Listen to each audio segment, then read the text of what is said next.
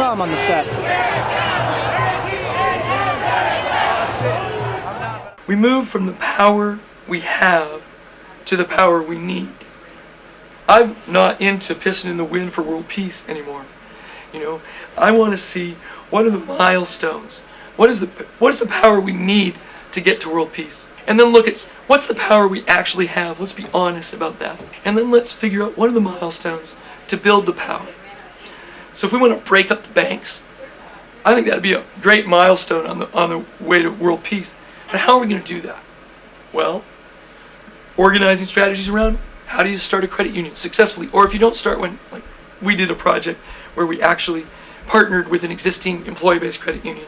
And in our little 10,000 person community, we've moved over $15 million in less than a year out of the Wall Street banks. And about 1,100 people in a 10,000 person community are members of this credit union. And some of us community activists are now on the board of that credit union. City Life Vida Urbana, CLVU.org. They've been leading the way on eviction protection, and they're actually working with the community financial institution that goes to the auction. And after the eviction blockade, or during it, this community financial institution buys the house at the auction, resells it to the person, functionally lowering the cost of their mortgage. Those folks are evolving that into a national demand for principal reduction for the 30% of underwater homes in the country. The $1 trillion in student loan debt. That's a perfect place for us to be organizing around. Not just at college campuses, but amongst communities of people who are burdened, young people who are burdened with this debt for decades and can't afford to actually own a home. So I think when we find those little building blocks, those pieces that appeal to not just the people who are suffering from an underwater mortgage, but everybody who's in that depressed community, where that money is going to freaking Wall Street banks instead of going to local carpenters to do conservation, improvements and things to stop the flow, stop the leak of our equity and our wealth to Wall Street corporations and the phantom economy. I think we start building those blocks, putting those things together, growing alliances. Other thing we were talking about the other day was an understanding of grand strategy. It's not a map to success. It's criteria for assessing the tactics and strategies that we deploy. First principle, expand alliances. The second part of that is to increase internal cohesion amongst those allies.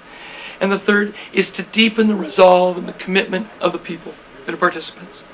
We have to know that the work we're doing is resonant with the deepest values that we hold, and then we have to stay true to those principles. Second principle of grand strategy is that we undermine the alliances of our opponent. We divide and we lessen their cohesion, and we threaten their resolve. We instill doubt in their cause. And the last is that we want to fight battles in a way where we're winning without sowing the seeds for future conflict. So we have to identify real solutions. I'm critical of the so-called win in the Northwest Forest fight of the 90s around the spotted owl. Instead of finding a sustainable agriculture and forestry for all of our rural Washingtonians and a solution to the export of our jobs and lumber, we pinned it all on an owl. Now if environmentalists go out to rural Washingtonians, all they can talk about is the owl. Instead, we should have been talking about sustainable economy. We want our cause to be as close to the moral equivalency of motherhood as it can possibly be, like relieving debt for the 30% of Americans and the flood of houses into the market, allowing our, taking the burden of our debt off of our children as they graduate from college. We want it because when someone attacks motherhood, they look like a jerk. That's a reason that in our tactics, we have to be careful about what we communicate to our audience. I'm a little bit critical of some of the participation in the Occupy movement. We all have ego issues. We shouldn't be participating in demonstrations trying to see how we're comparing in our radical identity to the people who are next to us. What we should be thinking about is, who are the people who are watching this on TV? How are we going to get them to identify with us and come down and join us? We don't want to scare Grandma. We want Grandma baking cookies for the blockade. For me personally, I think if you need to wear a mask, then you shouldn't be participating in the blockade. I know that some people want to defend themselves from the police, but look at everything that propelled Occupy forward, or almost everything, was a misstep by law enforcement that where they attacked someone who looked sympathetic. It wasn't when they attacked someone who looked unsympathetic. In a conflict, and we are in a conflict, we are not in the style what they call attrition warfare, where you have equal sides banging at each other. We're in asymmetrical conflict. The other side has unlimited capacity for violence and money. We can never compete on that realm, so we should never try. Our real power is our appeal to people, because when Grandma is baking cookies, that's when the elected officials and the corporations are scared. The other side of this motherhood and mismatch idea is the identity triangle. We don't want to be vulnerable, but we want to attack our opponents on the differences between what they say they are and what they actually are. What they say they're doing and what they're actually doing. And what they say is real and what is actually real. That's about being true to who we say we are and holding our principles, making our principles paramount in establishing an identity that's sympathetic to our audience.